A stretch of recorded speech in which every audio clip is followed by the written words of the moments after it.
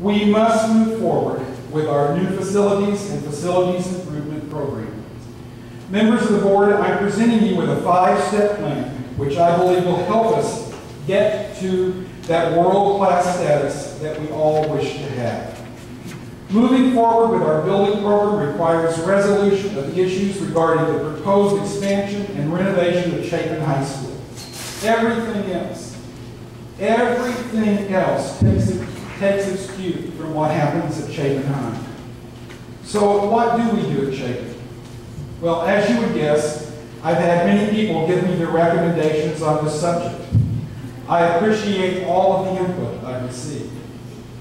In my first 16 years as a superintendent, I led more than 40 major building projects, including 21 built from scratch new schools, 18 major additions and upgrades similar to those recently completed here at Seven Oaks, Chapin Hill, and Lee Park, and 3 rebuilds on site similar to the rebuild currently in progress here at Irma Will.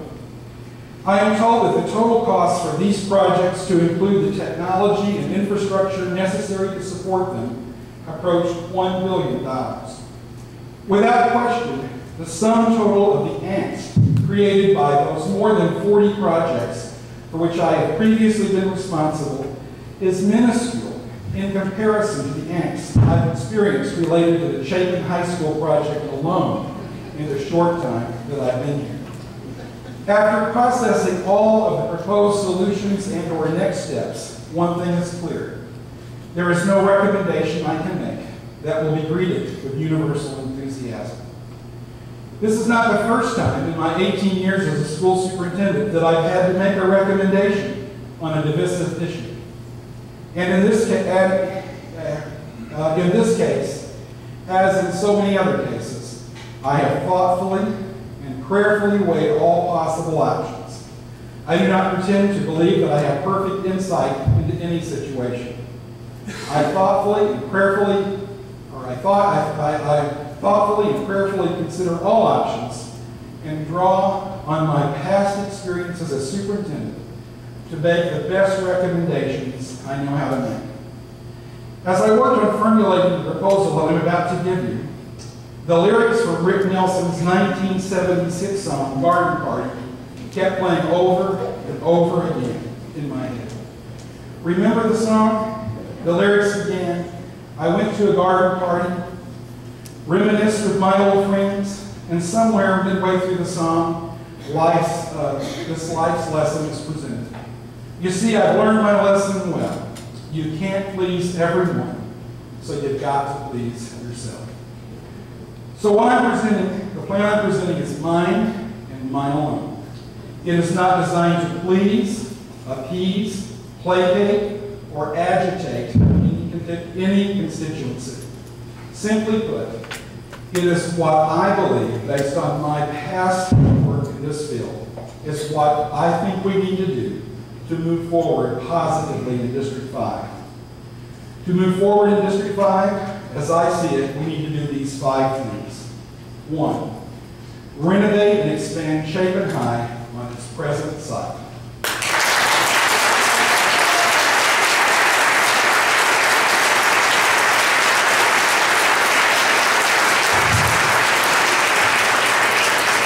In regard to the Chapin High School project, in recent days I've heard a growing impatience and aggravation from many members of our community about this project not moving forward because of the legal appeals. I've even heard suggestions about altering our plans by moving Chapin High School to the new high school site on Broad River Road and then converting the current building into a combination of middle school, alternative school. Some say that making the new high school a mega high school would not only end the illegal appeals, but would also help address overcrowding issues at the other high schools. I carefully weighed this option, but can give it credibility only if the district's back is pushed to the wall and is left with no other viable option.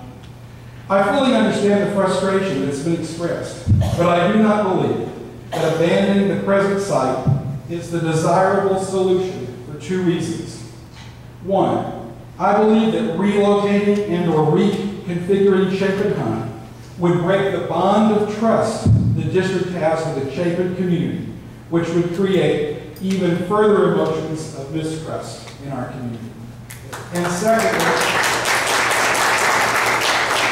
I am confident that exercising the option to rebuild Chapin on another site would cost us significantly more money. Clearly, Chapin High School is about much more than brick and mortar. Its history is rich and needs to be preserved. The present condition of the facility poses undeniable safety and security issues that must be addressed ASAP. Because of the favorable ruling from the administrative law judge in May, District 5 is moving forward with obtaining all approvals and permits needed for the expansion and renovation of the school. Accordingly, I have informed district personnel to proceed with all deliberate speed to the fullest extent allowed under the law to see that we can build the school at Chapin. While I'm very sympathetic to environmental issues, the safety and security of our students and staff always trumps everything else. In the end, I accept and concur with the judge's findings that the proposed alternatives at Chapin High are, quote, neither feasible nor practicable in that they result in compromising the needs of the students at Chapin High School, end of quote.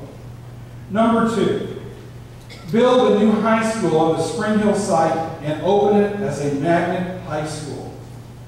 One of the greatest reasons for optimism about District 5's future is our new Career and Technology Center, which is coming up out of the ground at the present time. This is definitely not your father's Oldsmobile. With programs such as electric vehicle technology, alternative energy and engineering systems, biotechnology systems, and mechatronic systems technology, and the leadership of Dr. Bob Couch, I firmly believe that our program will be one that will be a model and that will bring visitors to our district from all over the country. Our district has a well-established reputation for preparing our students for the most competitive colleges and universities in the nation. Please be reassured that our college prep programs will continue to be a strength in the district throughout the years ahead.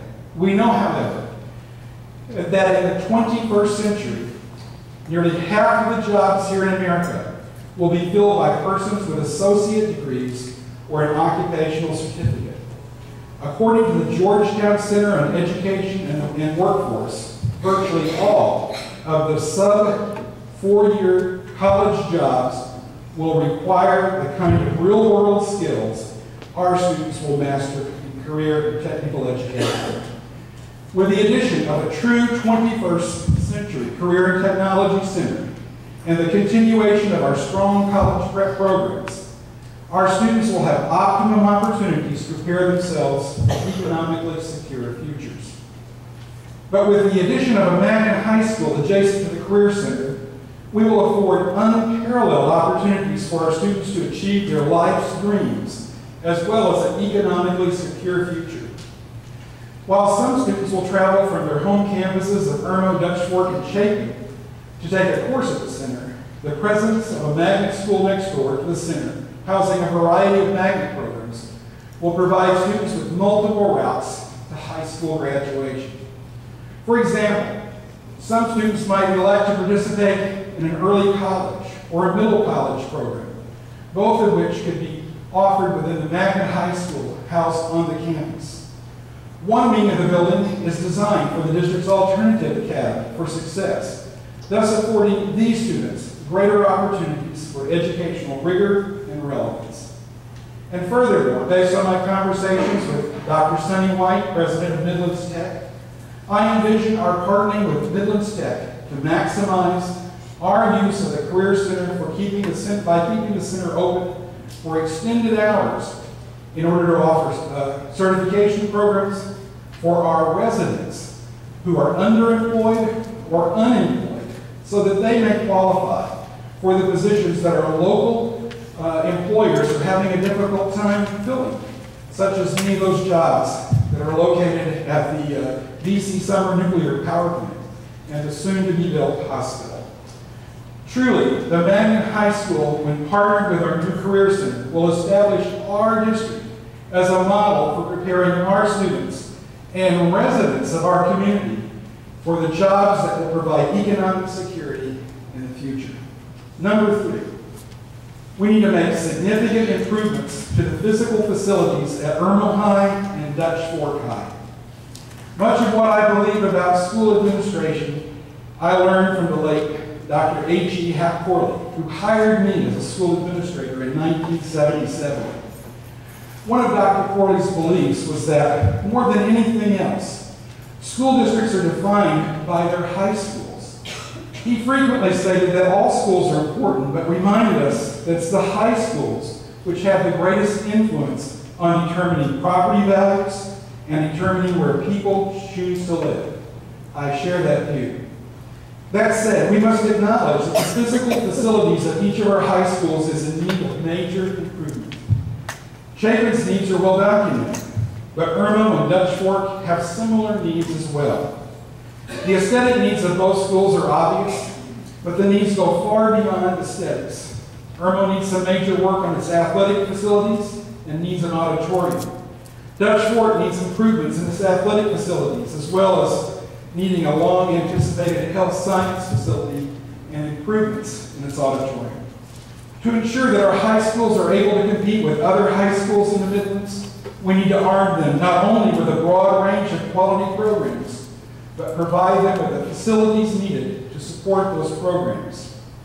Thus, I am requesting that the budgets for these schools as approved by the earlier budgets from the referendum be increased. 4, build the new elementary school. Unquestionably, there's a need for an additional elementary school to relieve overcrowding, primarily at Chapin Elementary and Lakebury Elementary right now. We could make use of the additional elementary school this very day. I am recommending a 2014 opening, however, because given our limited staff and the urgency of the need to build Chapin High and to move ahead with the high school magnet school in the event that we encounter additional roadblocks on the Chapin High project, I feel that we need to make getting the Chapin High project and the magnet high school projects off the ground before we build the new elementary school. Number 5, last one, expand magnet and choice options throughout the district. 2, make optimum use of existing space, enhance the ability of each school to compete effectively with other schools in our district and our community, and meet the unique educational needs of our students. Zone lines and clusters have great significance here. Too great a significance, it seems to me. I believe we can address a multiplicity of issues confronting our district by expanding our magnet and choice options here in the district. I believe that magnet programs can help us address our overcrowding issues at all levels. The magnet high school at the Spring Hill site will provide relief to our other high schools. Magnet programs at the middle and elementary school levels can also help with overcrowding in facilities at that level as well. I have prepared a booklet for each board member which presents each recommendation I make. Within that booklet, you will find my recommendations for how the 2008 referendum budgets can be revised to support these recommendations.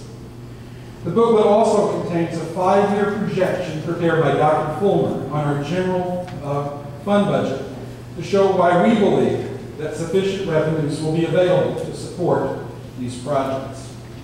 In closing, I would emphasize that District 5 is an enviable, consistently high-performing school district. In order for us to maintain our enviable status and to ensure that we preserve and enhance our homeowners' property values and continue to draw desirable businesses to our community, and most importantly, to prepare our students for the global workplace in which they will inevitably compete, we cannot delay any longer. A paraphrase from USC's President Dr. Harris Stevens, made from his recent, drawn from his recent State of the University speech, captures my sentiments. We cannot devalue the educational experience that we are known for, because that would devalue the promise that we have made to our students, their parents, and to our community. The quality that has become the cornerstone of our district cannot be allowed to recede. And I would add that, in fact, the quality of our school district must not only be maintained, it must be enhanced. If we're not getting better, we're getting worse. And as I'm told, the late Jerry Fowler would say, if you're not green and growing, you're ripe and rotten. The time to act is now. I realize I've given you very significant proposals this evening. I look forward to taking your questions at the next meeting once you've had time to consider and study the recommendations I'm making. Indeed, it is an honor for me to serve as your superintendent. I couldn't be happier to be anywhere than I am right here. And I look forward to what we can accomplish together in the years ahead.